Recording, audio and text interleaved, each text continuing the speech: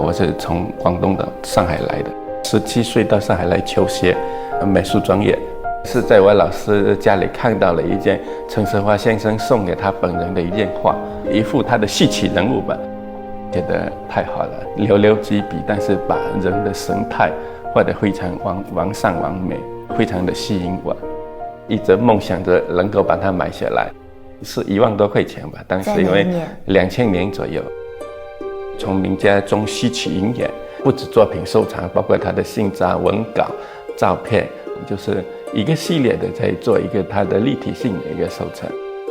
后来我就建立了我这个美术馆。当我们聊到20世纪中国美术史的时候，一定绕不开陈实华。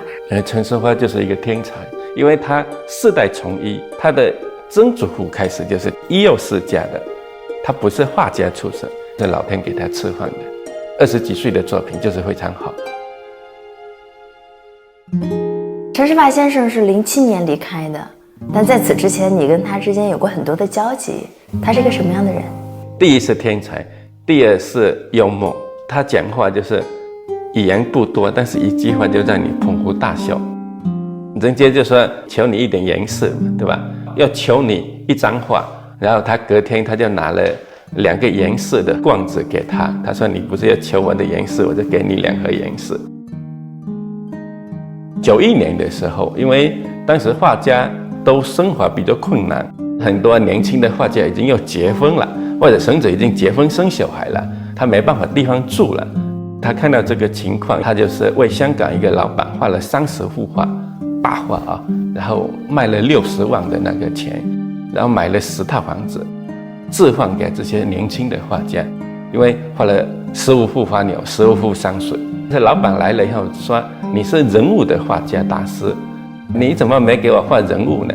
就又画了一幅大画，人物画给他。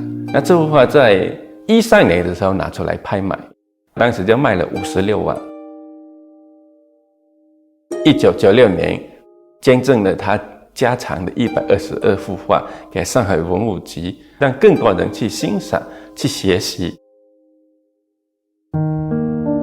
上海市政府决定给他建一个陈实华的美术馆。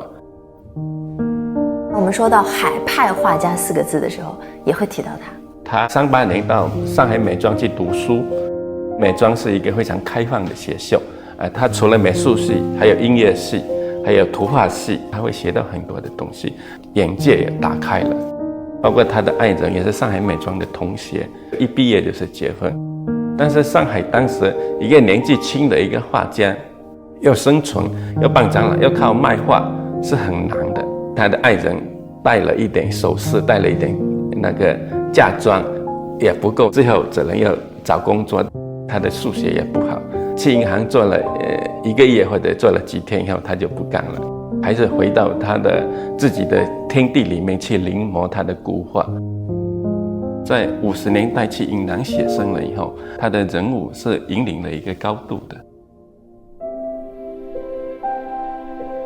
你看他任何一个人物手里面都拿一朵花，那本来只是一个画，但是好像给你看到的就是云南傣族那里的地方啊，然后又听到那种鼓声、那种锣声，给你闻到的花的味道。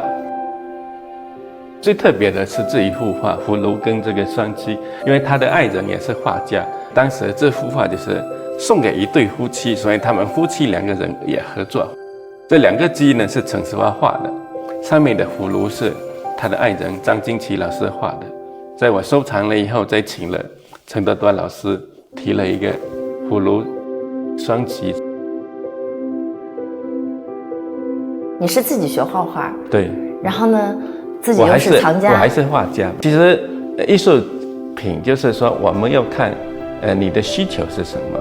如果你是喜欢的，那永远没有紧张，你买了就是开心。至于市场以后涨了跌了，那是市场的行为。在他诞辰95年、96年、97年，我每年都把他的作品拿到汕头啊、厦门啊、常州去做他的个人展览。我把他的作品推到全国去展览，介绍的更多人喜欢。